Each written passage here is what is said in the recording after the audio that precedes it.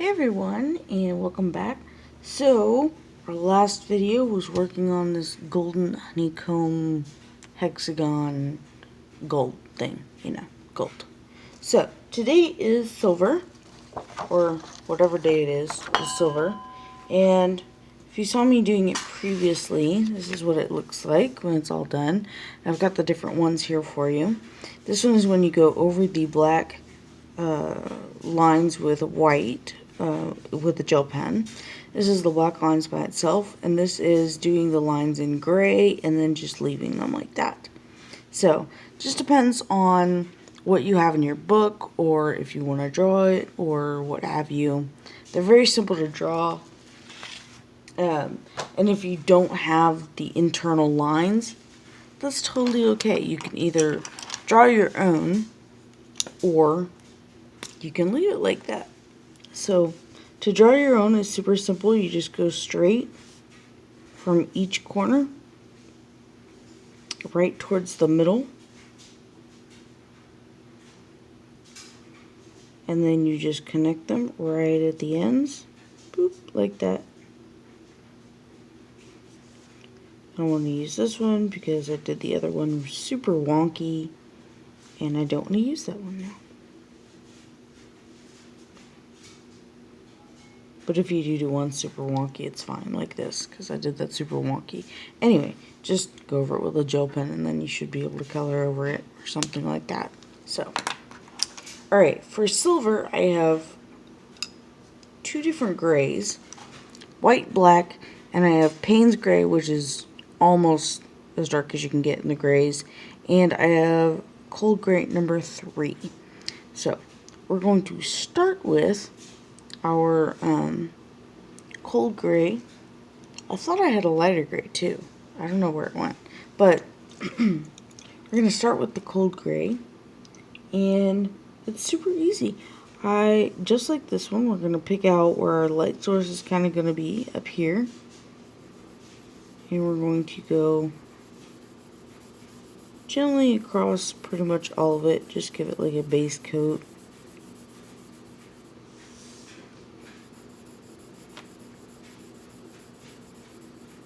I don't want it to be too much up here because, of course, that's where we're going to have our light.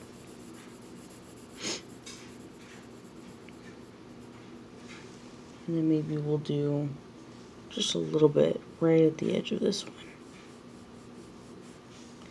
And then I like to go directly into shadow and kind of place the shadow where it ought to be. We're going to go just off of what we just did in the golden one. And it can be pretty much done the same way. And we're using the Payne's gray for the shadow, for our deepest shadow, or almost deepest. We're going to go down here. We're going to leave that sort of halo around the lines.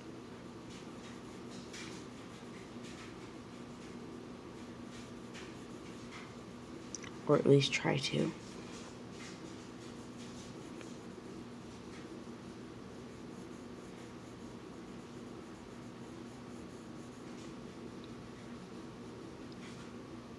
Just like that. Start right here and just kind of go out, giving the lines the extra room to breathe.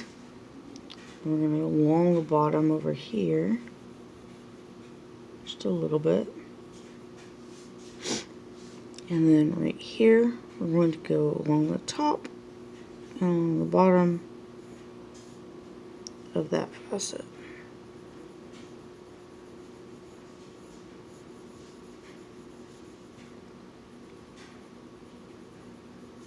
Just like that. And then in the middle facet, we're going to go here and here, just like this, okay? So we're going to just kind of echo these lines and come out maybe just a little bit. Echo this line, and then echo this line. We can come down here a little bit if we want.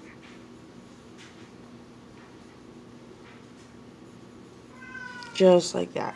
Now, we're going to go back to our Cold Gray number 3. I'm going to kind of give this a more solid feel, better blend to it.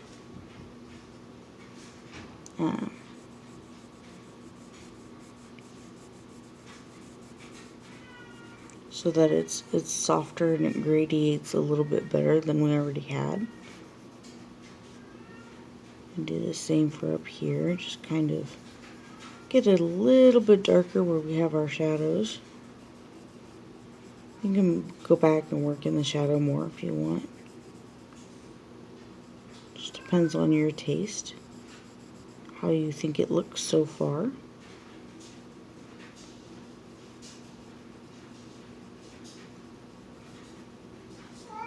And then the black is really where we're going to make everything stand out.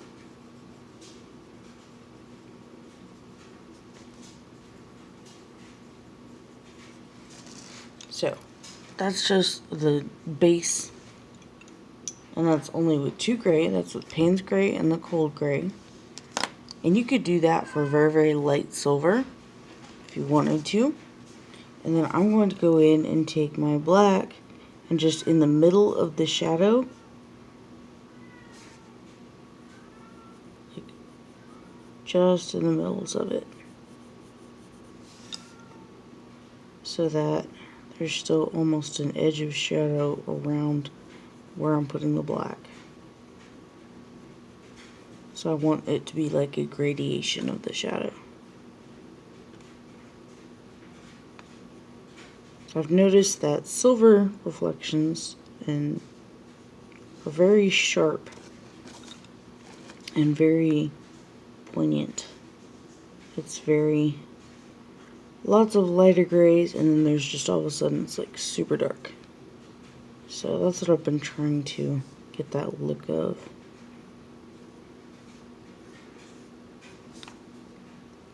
And here we're going to go down here. And you can, of course, widen this or make it bigger if you want. But I'm going to keep it pretty small as far as my lines go and my shadow.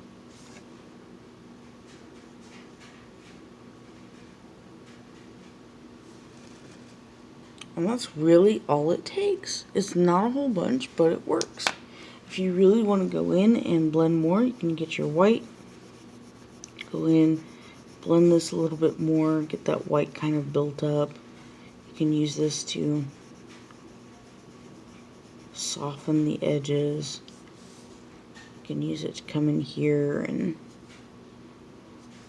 maybe brighten up some of these little spots just to give it some extra contrast.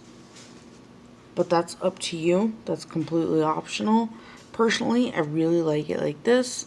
So that's how I'm going to leave it.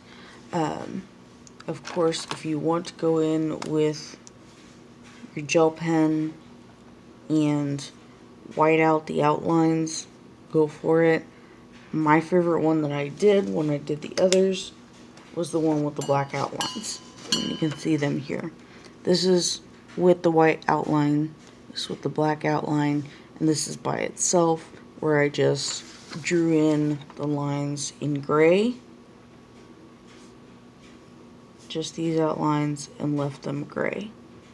So it is up to you how you like to do yours, and I hope you do some, or at least, you know, practice some. I think they would be really, really cool inside some tangle patterns that everybody seems to love to do.